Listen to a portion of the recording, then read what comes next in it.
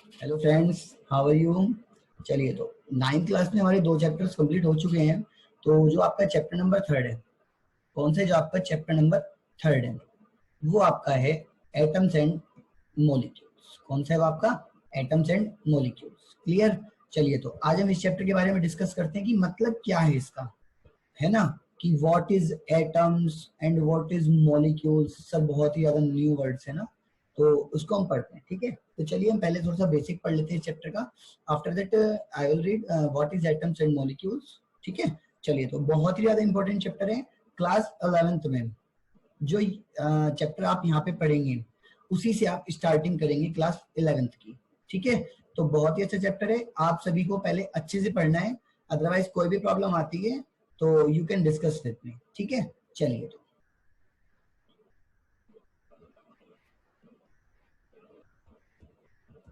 सबसे पहले हम इसमें हिस्ट्री पढ़ लेते हैं थोड़ी सी, क्या है इसकी हिस्ट्री ना। तो डेमोक्रिटस क्या है इसका? एटम्स जो होते हैं वो इंडिविजुअल पार्टिकल्स होते हैं। क्या होते हैं? इंडिविजुअल पार्टिकल्स होते हैं। ठीक है, ये सब ऐसी गिवन है, पूरी की पूरी थ्योरी गिवन है। Plato and Aristotle challenge this view believing that matter was continuous. जो मैटर है वो कंटिन्यूअस होता है। और इसने फर्स्ट लाइन में बोला था एटम्स आर इंडिविजुअल पार्टिकल्स, मतलब इनको डिविजिबल नहीं कर सकते, आप तोड़ नहीं सकते। क्लियर। मतलब ये इतना छोटा एटम होता है, कितना छोटा, इतना छोटा एटम होता है कि आप इसको ब्रेक नहीं कर सकते। मतलब अगर आप किसी भी चीज की बात कर रहे हैं, किसी भी थिंग की बात कर रहे हैं, तो उसकी जो सबसे छोटी यूनिट है, मीन्स जिसको आप ब्रेक नहीं कर सकते, अब दैट इज एटम्स। वो क्या होता है आपका? वो होता है आपका एटम्स। क्लियर। हमारे यहाँ पे एक साइंटिस्ट हुए थे, कर्ण। ठीक है, उन्होंने क्या किया था, उन्होंने इसको डिस्कवर किया था। जो इंडियन साइंटिस्ट हैं उनमें उन्होंने कैसे डिस्कवर किया था, जो एप्पल आ रहा था, एप्पल होता है ना, वो उसको खा रहे थे ऐसे घूमते हुए। वो एप्पल खाते रहे, फेंकते रहे। लास्ट में उनके पास एक इतना छोटा सा पीस बचा कि वो उसको आगे ब्रेक डाउन नहीं कर सकते थे, आगे उसको ब्रेक नहीं कर सकते थे वो। तो उन्होंने उसी को क्या नाम दे दिया? एटम्स। क्लियर, बात समझ में आ गई। तो जिसको आप ब्रेक डाउन आगे नहीं कर सकते हो, सर वो तो बहुत छोटी चीज हो सकती है। हाँ जी, ये बहुत ही ज्यादा छोटी चीज है।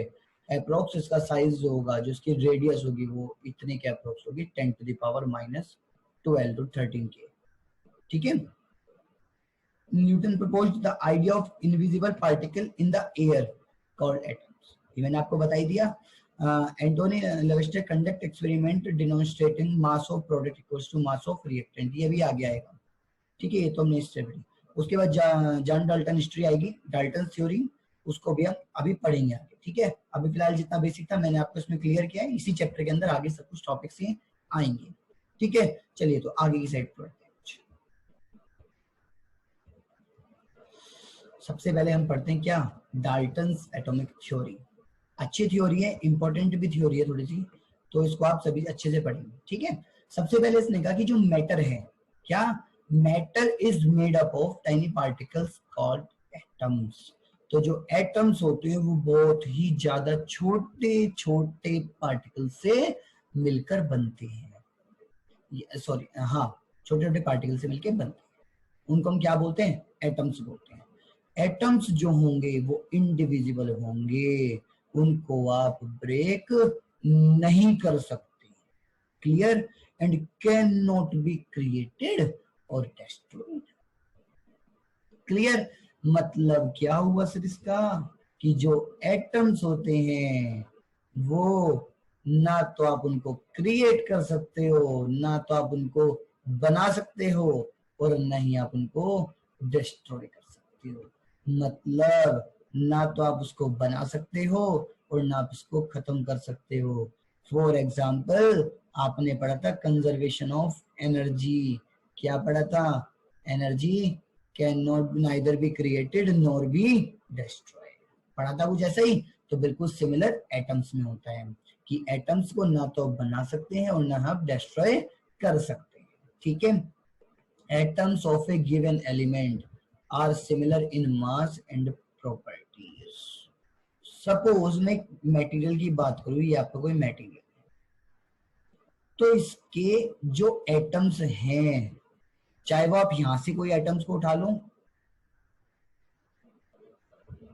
चाहे आप यहां से किसी एटम को उठा लो, चाहे आप यहां से उठा लो, चाहे आप यहां से उठा लो, चाहे आप यहां से उठा लो, मतलब कहीं से भी आप उसमें उठा सकते। तो जो उनके एटम्स होंगे,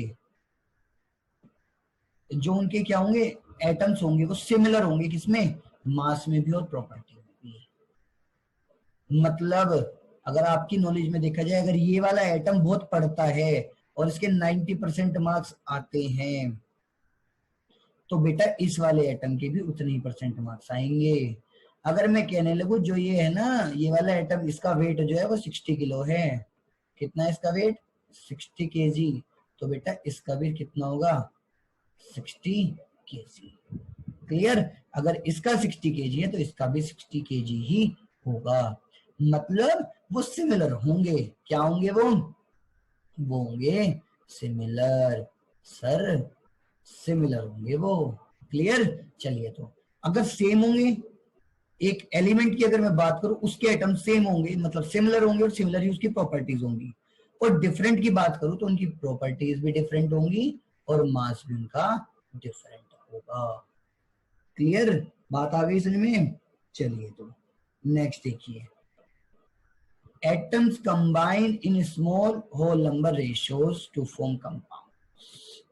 फॉर एग्जांपल, दो एटम हाइड्रोजन के आ गए, क्लियर, वो छोटे हैं और स्मॉल होल नंबर है, देखो 1 and 1 2, 2 क्या है, एक होल नंबर है ना, और वो एक ऑक्सीजन के साथ कंबाइंड हो जाए तो क्या बनाते हैं, कंपाउंड बनाते हैं। तो क्या बना लिया इन्होंने बेटा, ये इन्होंने फॉर्म किया H2O, that is compound. Clear, आई कुछ बात सुनने बेटा। तो इसी तरीके से मतलब वो होल नंबर होंगे और वो क्या बना लेंगे, कंपाउंड को फॉर्म, ठीक है। In a given compound, the relative number and kinds of atom are constant. मतलब इसका क्या हुआ कि किसी भी कंपाउंड की अगर मैं बात कर रहा हूं, किसकी, H2O की, तो आप देख सकते हो यहाँ पे फिक्स है, जो आपके हाइड्रोजन है उसके 2 एटम है, ऑक्सीजन का 1 एटम है, और जो हाइड्रोजन और ऑक्सीजन में रेशियो है वो 2:1 है। क्लियर, बात आ गई समझ में। तो मतलब किसी भी गिवन कंपाउंड के अंदर तो जो रिलेटिव नंबर होगा और जो काइंड्स ऑफ एटम होंगे वो हमेशा कांस्टेंट रहेंगे। क्लियर, अगर कुछ भी डाउट हो तो you can discuss with me, ठीक है, विदाउट एनी हेजिटेशन। चलिए नेक्स्ट देखते हैं। आइए अब थोड़ा सा अच्छा आने लगा इस पार्ट में। ये क्या, देखिए, Lavoisier was a French alchemist central to the 18th century chemical revolution. ठीक है, इन्होंने जो वर्क था बेटा वो केमिस्ट्री में भी किया है और बायोलॉजी में भी किया है। इन्होंने क्या किया सर, इन्होंने क्या किया, इन्होंने दिए बेटा 2 important laws of chemical combination. ये बहुत ही ज्यादा इंपॉर्टेंट लॉज हैं बेटा दोनों के दोनों, और हमें अच्छे से पढ़ने हैं दोनों ही, ठीक है ना। तो अच्छे से पढ़ेंगे तब हमें अच्छी तरीके से ही समझ में आएगा। क्लियर, तो हमें क्या पढ़ने हैं, दोनों के दोनों लॉज को पढ़ना है अच्छे से। क्लियर, पढ़ेंगे ना। चलिए तो कैसे पढ़ेंगे सर, आप देखते हैं कैसे पढ़ेंगे। चलिए तो कौन कौन से लॉ है बेटा, एक तो है लॉ ऑफ कंजर्वेशन ऑफ मास, क्या है बेटा, लॉ ऑफ कंजर्वेशन ऑफ मास, और दूसरा है बेटा लॉ ऑफ कांस्टेंट प्रोपोर्शंस। बेटा अगर मैं कंजर्वेशन ऑफ मास की बात करूं तो क्या तुम्हें कुछ आइडिया हो रहा है कि कंजर्वेशन ऑफ मास से वो कहना क्या चाह रहे हैं, है किसी को आइडिया बेटा।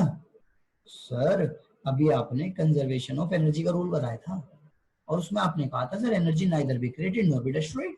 तो अगर सर इस रूल को हम मास पर अप्लाई करें तो सर क्या बनता है लॉ ऑफ कंजर्वेशन ऑफ मास, तो सर फिर तो ये होगा mass neither be created nor be destroyed. अरे वाह बेटा, ये तो आपने बिल्कुल सही बता दिया, यू आर करेक्ट बेटा, आपको 10 आउट ऑफ 10 मिलते हैं, है ना। तो लॉ ऑफ कंजर्वेशन ऑफ मास के अकॉर्डिंग बेटा मास को ना तो क्रिएट कर सकते हो और ना ही डिस्ट्रॉय कर सकते हो, ठीक है। कांस्टेंट प्रोपोर्शन, प्रोपोर्शन तो सबने पढ़ ही रखा है, मतलब जो एटम्स होंगे वो एक कांस्टेंट प्रोपोर्शन में होंगे, हम किससे कुछ आइडिया लगा सकते हैं, है ना। तो हमें दोनों लॉस के बारे में फिलहाल में जो हमारे बेसिक लॉ हैं इनके बारे में एक आइडिया हो चुका है। क्लियर ना? तो हम देखते हैं अब हम इसे पढ़ते कैसे हैं। ठीक है, चलिए देखते हैं, स्टार्टिंग करते हैं। चलिए ये रहा आपकी स्क्रीन पर law of conservation of mass. Sir ये क्या पढ़ा रहे हो आप हमें, ये तो कुछ ज्यादा ही अच्छी चीज आ गई है ना। लॉ ऑफ कंजर्वेशन ऑफ मास क्या पढ़ा था हमने, फटाफट रिवाइज कर लीजिए।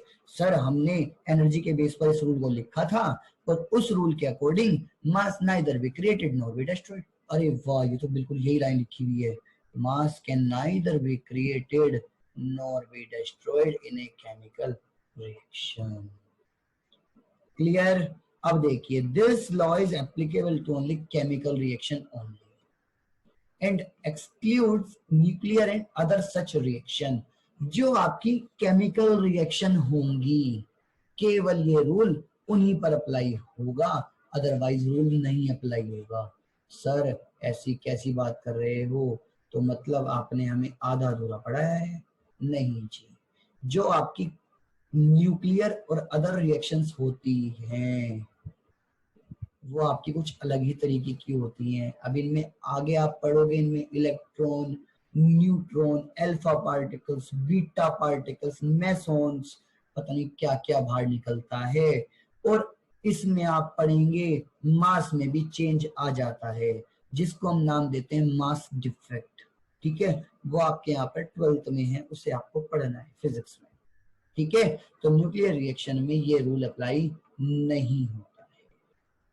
ठीक है, चलिए तो अच्छा एक बात बताइए, आपकी कोई रिएक्शन हो रही है, A plus B gives C, तो बेटा इस रिएक्शन में मैं आपको बता दूं, जो इस साइड होता है, जो इस साइड होता है दैट इज रिएक्टेंट, ये जो ए और बी है। लेकिन जो आपका सी होता है that is your product.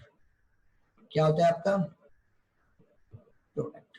Sir आपने कहा mass neither be created nor be destroyed, तो मतलब जी अगर आप रिएक्टेंट का वेट 100 ग्राम ले लेंगे, कितना ले लेंगे जी 100 ग्राम, तो आपका प्रोडक्ट का वेट भी कितना होगा 100 ग्राम ही होगा। मतलब देखिए आपने 100 ग्राम लिया था और आपका फाइनल भी कितना हो गया 100 ग्राम हो गया। तो इससे आपने क्लैरिफाई कर दिया कि mass neither be created nor be destroyed. Clear? तो देखिए this means that during a chemical reaction the sum of the masses of the reactant and product remains unchanged। वो हमेशा अनचेंज्ड रहेंगे, कभी भी चेंज वो नहीं होंगे। क्लियर? चलिए तो नेक्स्ट देखते हैं। सर ये तो एक्टिविटी आ गई। हाँ जी, ये आपकी एक एक्टिविटी आ गई है, देखिए क्या कहता है। Take some sodium sulphate solution in a conical flask. Lab में आपकी कुछ इस तरीके से एक एपरेटस रखा हुआ होता है, एक इस तरीके का, दैट इज कोनिकल फ्लास्क। ये रखा हुआ आपका कोनिकल फ्लास्क। ठीक है, and some barium chloride solution in a ignition tube. देखिए रखा हुआ है, देखिए इसमें थोड़ा सा क्या प्रॉब्लम है, यहाँ पे उसने बेरियम दिया है और वो यूज कर रहा है इसमें कैल्शियम, तो आप यहाँ पे चेंज कर लीजिए, that is barium chloride BaCl2। Clear? और hang the ignition tube in the flask by a thread. Thread से उस इग्निशन ट्यूब को उसमें हैंग कर देंगे। क्या कर देंगे हम इसमें? हैंग कर देंगे उसको। क्या करेंगे बेटा हम उसमें? हैंग कर देंगे। सर अब क्या होगा हैंग करने से? चलिए hang the ignition tube in the flask by thread and put a cork on the flask. Find the mass of the flask on a balance. यहाँ पे आपने बैलेंस का मास जो है वो फाइंड कर लिया। क्लियर? अभी ये रिएक्शन नहीं हुई। ये देखिए टेस्ट ट्यूब में अंदर कैल्शियम क्लोराइड है और ये सोडियम सल्फेट है, दोनों मिले तो नहीं ना अभी तक, इसका मतलब रिएक्शन नहीं हुई। आपने कॉर्क लगी हुई थी, ये रबर की कॉर्क होती है बेटा, जैसे कॉनिकल है ना आपका, ये इस तरीके का आपका कॉनिकल है, तो यहाँ पे एक रबर की कॉर्क लगी होती है बहुत लंबी सी। ठीक है, आपने इसको ऐसे कर दिया, टिल द फ्लास्क कर दिया। अब क्या होगा, केमिकल आपस में मिल जाएंगे, और केमिकल आपस में मिलने के बाद देखिए ये कैल्शियम क्लोराइड है, ये सोडियम सल्फेट है, तो Na तो चला गया बेटा बाहर Cl के साथ, और बच क्या गया CaSO4। तो मतलब अब इसके अंदर दो चीज फॉर्म हुई है, एक तो कैल्शियम सल्फेट फॉर्म हुआ है और एक सोडियम क्लोराइड फॉर्म हुआ है। लेकिन पढ़ाया जो हमने था, अब उस पर ध्यान देते हैं। हमने पढ़ा था इसका जो वो आया था ना 300.23 आया था, और आफ्टर रिएक्शन भी कितना आया, इतना ही आया है। तो इसका मतलब सर आपका रूल तो कंफर्म हो गया, आपका रूल तो सर सही हो गया ये। हाँ जी बेटा, बिल्कुल सही बात कर रहे हैं। ठीक है, चलिए तो बात समझ में आ गई बेटा। कुछ भी प्रॉब्लम है तो you can comment and you can message. चलिए, रिएक्टेंट प्रोडक्ट आपको दोनों गिवन है ना, बात कर लेते हैं कुछ। अगर आप H2 की रिएक्शन O2 से कराते हैं तो H2 फॉर्म होता है आपका। अगर आपका H2 4 ग्राम होता है और O2 32 ग्राम आप 32 ग्राम यूज करते हो, तो जो आपका H2 है 36 ग्राम। देखिए 32 एंड 4 36, तो हमेशा कितना मिला, 36 ही मिला है। अब देखिए 3H2 plus N2 gives 2NH3। 3H2 अगर ये 6 ग्राम था, ये 28 ग्राम था, तो बेटा एक्सपेरिमेंटली ये हमने देखा कि 34 ग्राम फॉर्म होता है, तो 28 प्लस 6 34। ऐसे C plus O2 gives CO2 है, तो इसमें भी क्या होता है, अगर ये 12 ग्राम है 32 ग्राम है, तो ये 44 ग्राम फॉर्म होता है। ठीक है, सब कुछ हमने एक्सपेरिमेंटली देखा है। तो आपका जो लॉ ऑफ कंजर्वेशन ऑफ मास है वो सर कहीं भी फेल नहीं होता। क्लियर, चलिए तो नेक्स्ट देखते हैं। तो हमारा अभी हो गया था लॉ ऑफ कंजर्वेशन ऑफ मास। तो हमारा नेक्स्ट है लॉ ऑफ कांस्टेंट प्रोपोर्शन। कौन सा है हमारा, लॉ ऑफ कांस्टेंट प्रोपोर्शन। अब हम इसको पढ़ते हैं। बहुत सिंपल लॉ है, कोई प्रॉब्लम नहीं है, बहुत ही इजी भी लॉ है। देखिए, a chemical compound always contains exactly the same proportion of element by mass. मतलब कोई भी केमिकल कंपाउंड जो है, ठीक है ना, वो सेम प्रोपोर्शन रखता है एलिमेंट्स का, किसके, बाय मास। ठीक है, और इसको हम केवल इतना भी बोलते हैं डेफिनेट प्रोपोर्शन के नाम से भी इसको जानते हैं। ठीक है, जो प्राउट हमारे साइंटिस्ट थे उन्होंने इसको दिया था, तो इस कारण इसको प्राउट लॉ भी बोलते हैं।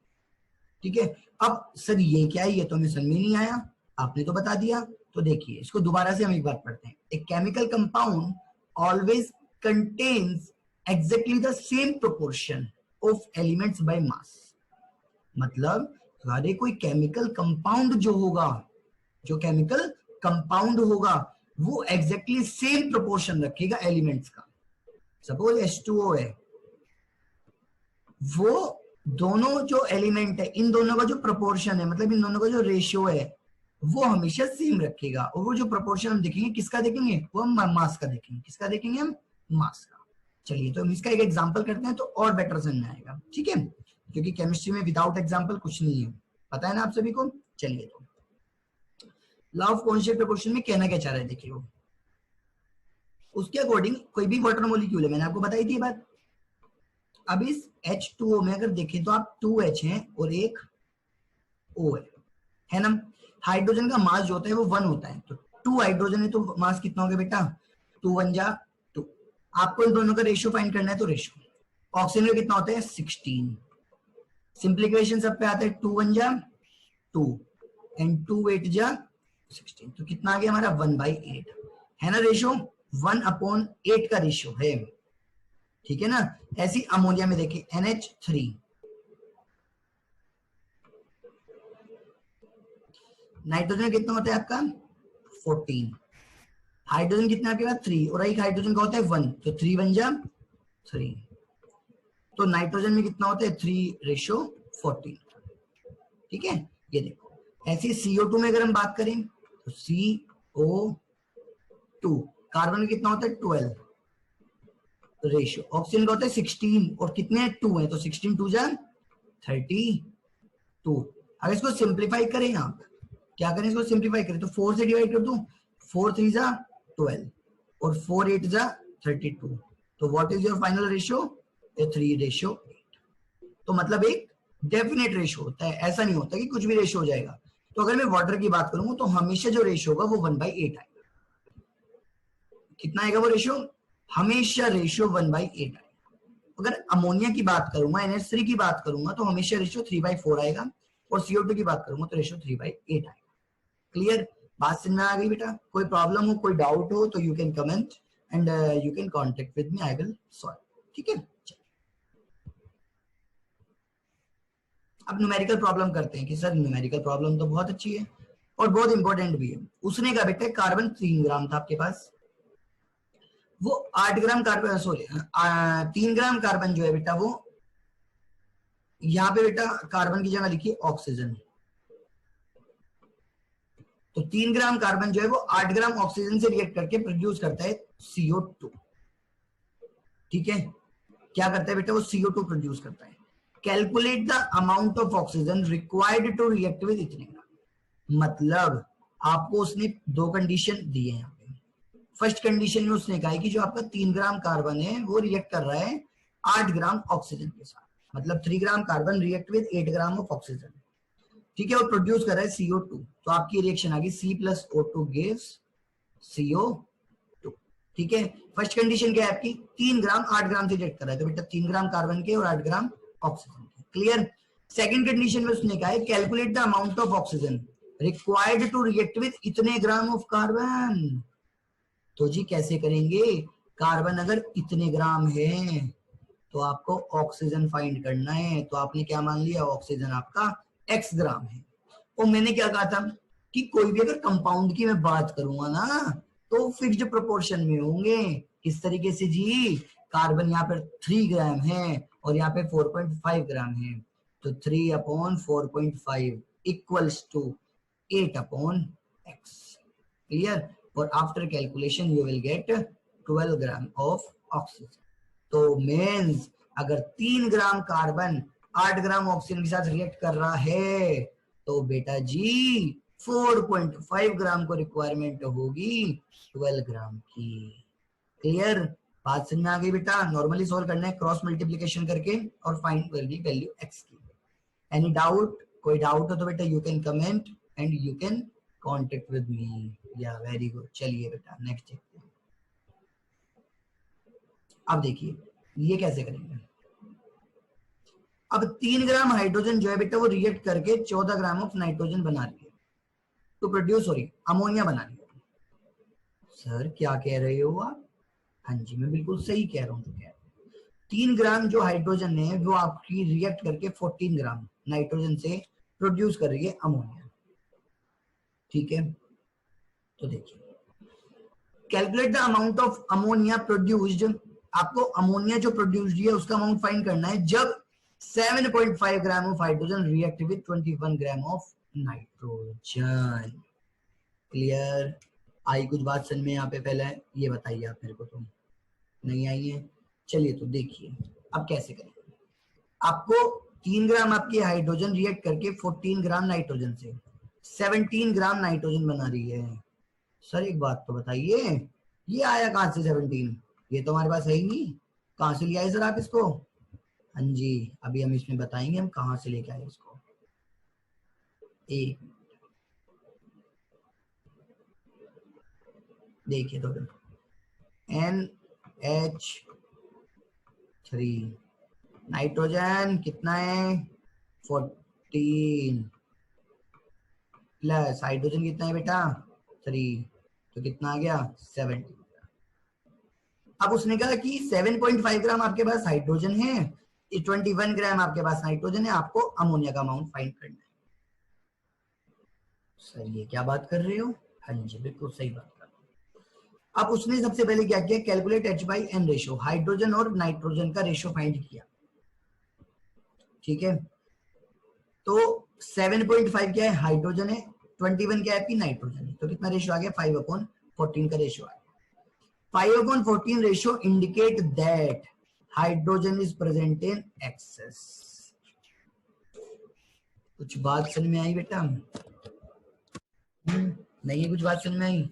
उसका कहने का मतलब ये है कि जो आपके पास हाइड्रोजन है ना वो एक्स्ट्रा प्रेजेंट है। और आप इसे तो इस तरीके से भी देख सकते हैं बेटा, देखिए अगर 3 ग्राम 14 ग्राम के साथ रिएक्ट कर रही थी तो अगर मैं इसका 2 टाइम्स करूं तो ये तो होता है 3 2 6 एक्स्ट्रा गिवन है, और ये देखिए 14 2 होते हैं 28, ये उससे कम गिवन है। तो मतलब मल्टीप्लाई बाय 2 तो हो ही रहे हैं, तो इसका मतलब एक अमाउंट हमारे पास एक्स्ट्रा है, और वो कौन सा अमाउंट है, वो है 7.5 ग्राम। तो जो ये आपका हाइड्रोजन है ना गुरुजी, ये सर एक्स्ट्रा है, और आप इस एक्स्ट्रा कंपोनेंट को बोलते हैं एक्सेस रिएजेंट। और जो रिएक्शन में खत्म हो जाता है दैट इज लिमिटिंग रिएजेंट। ये आपके 11th में दोनों टॉपिक और इंपॉर्टेंट भी होते हैं, ठीक है। एक्सेस दस will remain unreacted and N2 will be completely consumed, ठीक है ना। तो इसका मतलब ये कंप्लीटली कंज्यूम कर जाएगा। इसका मतलब आपका जो नाइट्रोजन है वो है आपका क्या, लिमिटिंग रिएजेंट, ठीक है। और आपका जो H2 है that is your access reagent. Clear, बात समझ में आ गई। चलिए तो अब इसकी कैलकुलेशन देख लेते हैं। तो बेटा इसने क्या किया, अब देखिए H2 प्लस N2 गिव्स क्या, NH3। 14 ग्राम जो है वो आपका 17 ग्राम अमोनिया प्रोड्यूस कर रहा था, तो 21 ग्राम भाई आपको मैंने क्या बताया, हाइड्रोजन आपके पास बच जाएगी। सर बच जाएगी, हाँ जी। आपका H2 क्या है, एक्सेस रिएजेंट है, लेकिन N2 क्या है आपका लिमिटिंग रिएजेंट है। लिमिटिंग रिएजेंट क्या करता है, रिएक्शन में कंप्लीट हो जाता है, मतलब पूरा का पूरा कंज्यूम हो जाता है, ठीक है ना। तो ये 21 ग्राम से ही आप इसकी कंपैरिजन करके आंसर फाइंड करेंगे। तो वही रेशियो फाइंड करिए, 14/21 इक्वल्स टू 17/x। तो कैलकुलेशन के करके कितना के 25.5 ग्राम। तो इतने ग्राम आपकी अमोनिया जो है वो क्या हो जाएगी, बन जाएगी। क्लियर, चलिए नेक्स्ट देखिए। हाँ जी सर ये क्या आ गए, डाल्टन। हाँ जी, कौन आ गई है, John Dalton.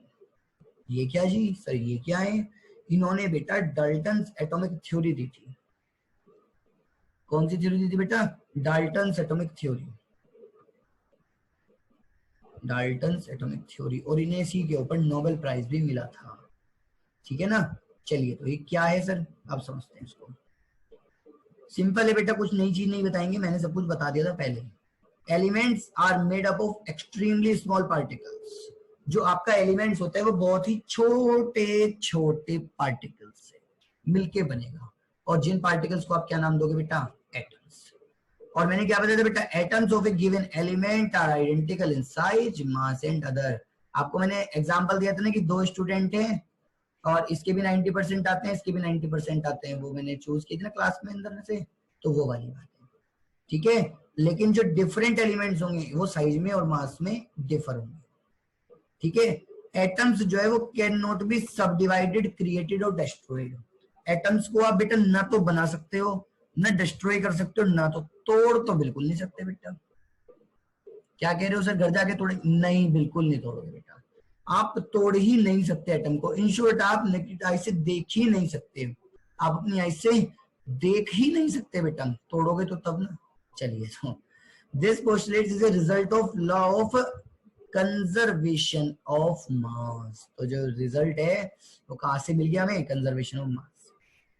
Atoms of different element combine in simple whole number ratio. अभी आपको H2 में बता के आया था मैं, H2 का मैंने एग्जांपल लिया था, तो उसमें मैंने बताया था क्या कि वो होल नंबर रेशियो होता है उनका, कंबाइन जो होते हैं वो होल नंबर रेशियो में होते हैं, ठीक है। और ये आपका लॉग है ऑफ फिक्स्ड प्रोपोर्शन, ठीक है। जब कोई भी केमिकल रिएक्शन होती है बेटा तो उसमें एटम्स आपके क्या क्या होते हैं, कंबाइंड होते हैं, सेपरेटेड होते हैं और रीअरेंज होते हैं। क्लियर, ये सब है। तो जस्ट आपको पढ़ना है, रीड करनी है, रीड करते ही आपको समझ में आ जाएगी। इधर अदरवाइज आपके फिर भी कोई डाउट है तो यू कैन डिस्कस, ठीक है। चलिए एटम, सर आप इतनी देर से एटम एटम एटम कर रहे हो, अब ये बता ही दो एटम क्या होता है। तो बेटा atoms can be defined as the smallest particle of matter that takes part in a chemical reaction. मतलब केमिकल रिएक्शन में जो पार्टिसिपेट करते हैं, कोई भी मैटर पार्टिसिपेट करता है सपोज, तो जो उसका सबसे स्मॉलेस्ट पार्टिकल होता है दैट इज क्या आपका, वो होता है आपका एटम्स, ठीक है। Sir how big are atoms, तो atoms are very very small. Clear, atoms are very very small, they are smaller than anything that we can imagine or compare with। Sir ये तो इसका मतलब बहुत छोटा हुआ, हाँ जी बेटा, आप इसको कंपैरिजन कर ही नहीं सकते हो किसी से भी। आप जिस भी चीज को देख रहे हो, जिस भी थिंग को देख रहे हो, वो बहुत ही बड़ी है साइज में in the comparison of atoms. तो बेटा छोटी चीज से बड़ी चीज का कंपैरिजन कोई मतलब है बात का? नहीं है सर। आप तो ऐसा ही काम कर रहे हो जैसे सुई की किससे कर दे कंपैरिजन? तलवार से, है ना? कोई कंपैरिजन तो नहीं है। तो यही है, ठीक है। चलिए नेक्स्ट देखिए, कैरेक्टरिस्टिक्स ऑफ एटम्स। सबसे पहली, एटम्स इसमें स्मॉलेस्ट पार्टिकल ऑफ मैटर, ये सबको पता ही लग गया। All atoms are made up of tiny particles, ये भी पता लग गया। और atoms are very small, can not be seen, ठीक है, ये भी मैंने आपको बता ही दिया है। Atoms generally do not exist in free state, इसका रीजन अभी आगे आएगा 4th चैप्टर में कि वो क्यों फ्री स्टेट में नहीं रहते हैं, ठीक है। तो हम ये स्टार लगा के हम इसको लिख लेते हैं, नेक्स्ट टाइम में हमें ध्यान रहेगा ये इससे, ठीक है। एटम्स जो होते हैं वो आपके फ्री स्टेट में ही रहते हैं, वो फ्री स्टेट में नहीं रहते, ठीक है। एटम्स क्या होंगे आपके? फ्री स्टेट में नहीं रहेंगे। ये बेटा कंबाइन कर जाते हैं एटम्स आपस में, ठीक है। Atoms is a chemical and material unit that take part in chemical reaction. बेटा किसी भी रिएक्शन में, किसी भी केमिकल रिएक्शन में कोई और पार्टिसिपेट नहीं करता, वो ये एटम ही है जो पार्टिसिपेट करता है, ठीक है। The properties of a matter depend upon the characteristics of atoms. Atoms की क्या कैरेक्टरिस्टिक्स हैं, ये सब डिपेंड करती है जो मैटर की प्रॉपर्टी होती है, जो मैटर की प्रॉपर्टी होती है वो इसी चीज पे डिपेंड करती है आपकी, ठीक है। और Dalton consider atoms as individual, ये तो मैंने आपको बता ही दिया है, एटम तो इंडिविजुअल हो ही नहीं सकते, क्लियर। चलिए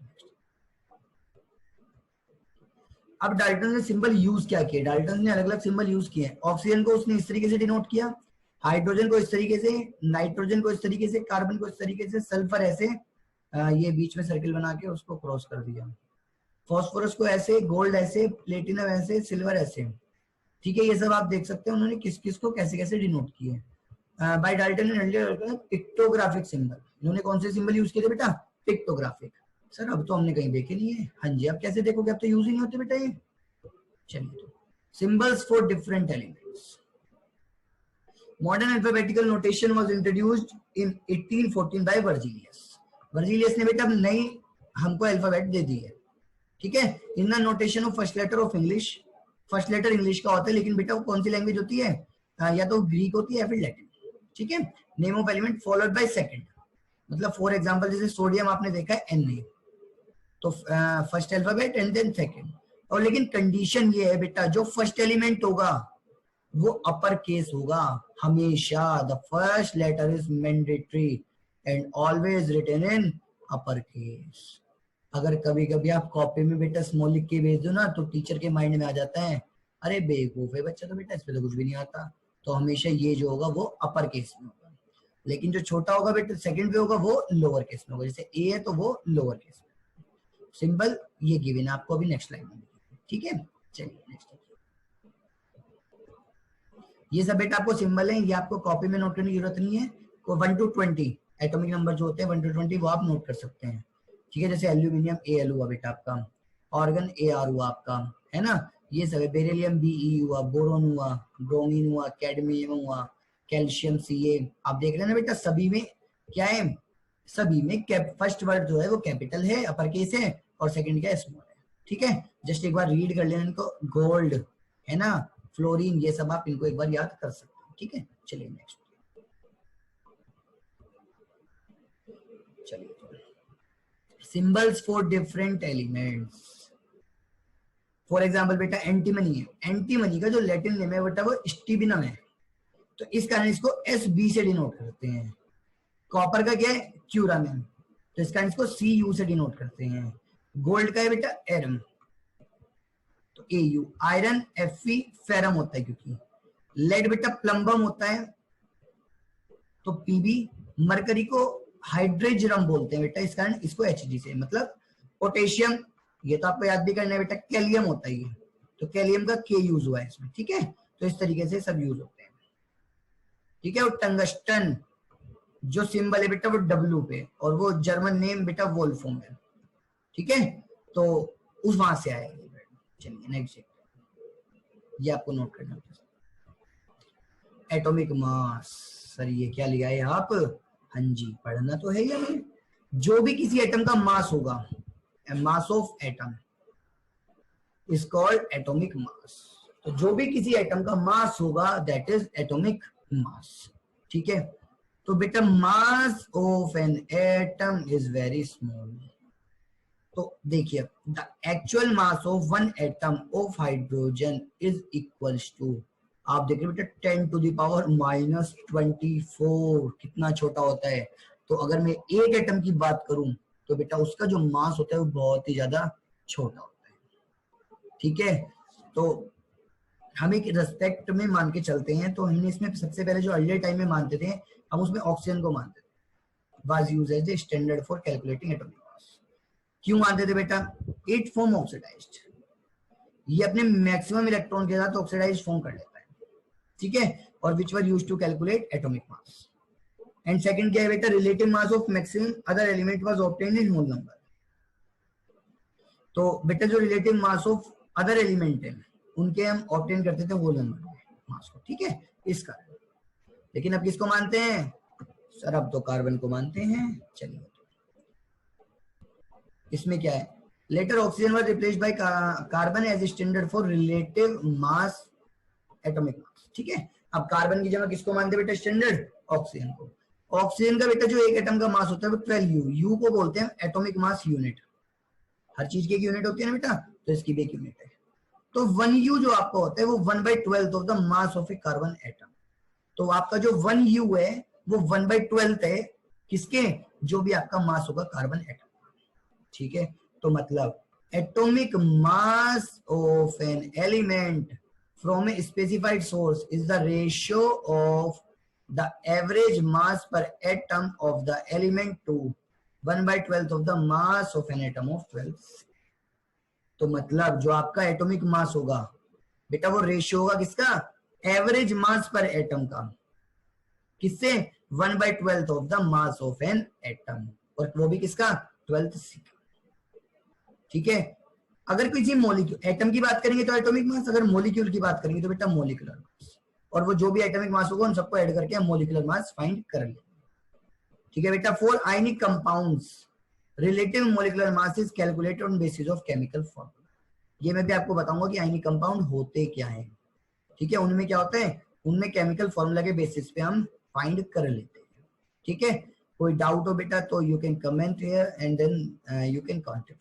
ठीक है, नेक्स्ट मॉलिक्यूलर मास तो हमें पता ही है क्या करते हैं। सभी का जो पूरे मॉलिक्यूल का मास होगा, molecular mass can be defined as the sum of atomic mass of all atoms present in a molecule. Clear? तो ये सब आप देख लेना, कुछ नहीं है। The unit of atomic mass, तो इसकी भी क्या है बेटा? इसकी भी AMU या फिर U, आप दोनों में से कुछ भी लिख सकते हैं। इसमें लिखा हुआ भी है later the unit AMU was replaced by unit EU। ठीक है, चलिए नेक्स्ट। अब मॉलिक्यूलर मास कैसे कैलकुलेट करेंगे सर? चलिए, तो कैसे करेंगे? फॉर एग्जांपल आपको H2SO4 का करना है मॉलिक्यूलर मास कैलकुलेट। ये इंपॉर्टेंट भी है बेटा बोर्ड के लिए, पेपर के लिए। हाइड्रोजन कितने? 2, तो 2 multiply by mass of hydrogen plus, अब क्या है बेटा आपके पास? अब आपके पास है S, तो S कितने? 1, तो 1 multiply by mass of sulphur. Clear? Next है आपके पास बेटा क्या? O4, तो 4 multiply by mass of oxygen. Clear बेटा? तो क्या होगा? 2 मल्टीप्लाई बाय 1, क्योंकि मास हाइड्रोजन में कितना होता है बेटा? 1 होता है।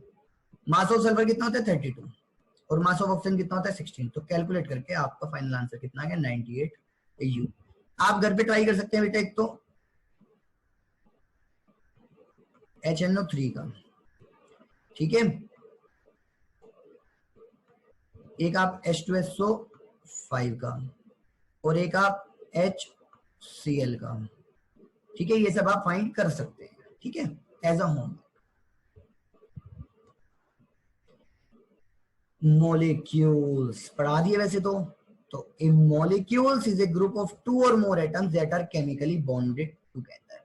मतलब आप 2 या फिर 2 से ज्यादा एटम्स को केमिकली कंबाइंड कर दें या बॉन्ड बना दें, तो उसे क्या बोलोगे आप? उसे बोलोगे आप एक मॉलिक्यूल। सर इसका एग्जांपल दे दीजिए। हाँ जी, आपको एग्जाम्पल जरूर दिया जाएगा इसका भी भाई, क्यों नहीं दिया जाएगा। फॉर एग्जाम्पल आप क्लास में बैठ जाएं अपने बेस्ट फ्रेंड के साथ, तो एक फोर्स हो गया। तो अगर आप अकेले बैठे हुए थे तो आप एक एटम थे, लेकिन अगर आप 3-4 अपने फ्रेंड को एक साथ बहुत अच्छे से बैठ गए तो फिर आप बन गए मॉलिक्यूल, फिर आपको एटम नहीं बोला जाएगा, फिर आपके ग्रुप को बोला जाएगा मॉलिक्यूल। क्लियर। देखिए अगर आप अकेले बैठे थे तो इसका मतलब है मोनो एटोमिक, जैसे हीलियम अकेली बैठी हुई है, नियोन अकेली बैठी हुई है। डाई एटोमिक अगर आप दो बैठे हो गए, फॉर एग्जाम्पल देखिए H2 है ना यहाँ पे, ऑक्सीजन O2 Cl2 N2, तो इसका मतलब डाई एटोमिक। ट्राई एटोमिक जब बेटा 3 होंगे, अगर आप 3 फ्रेंड्स एक साथ बैठ जाओगे तो आपको क्या बोला जाएगा, ट्राई एटोमिक। क्लियर। अच्छा अगर 4 बैठ जाएंगे तो उसका नाम क्या होगा बेटा, टेट्रा मॉलिक्यूल। कौन सा होगा, टेट्रा एटॉमिक मॉलिक्यूल। क्या है बेटा, P4। और बेटा अगर पॉली एटॉमिक होगा तो 5 या फिर 5 से ज्यादा हो सकते हैं, फॉर एग्जांपल S8। अब बेटा देखिए, atomicity is defined as the number of atoms present in the molecule of an element. मतलब सर, तो बेटा किसी भी मॉलिक्यूल में जितने एटम प्रेजेंट होंगे वो उसकी क्या हो जाएगी बेटा, एटॉमिसिटी। फॉर एग्जांपल अगर आप बात करें S8 की, कितने ऐसे इसमें 8 है ना, तो इसका मतलब इसकी एटॉमिसिटी 8 हो गई। P4 की कितने P है बेटा, 4 है, तो एटॉमिसिटी कितनी हो गई, 4। अगर मैं बात करूं O3 की तो कितनी एटॉमिसिटी हो गई, O3 3।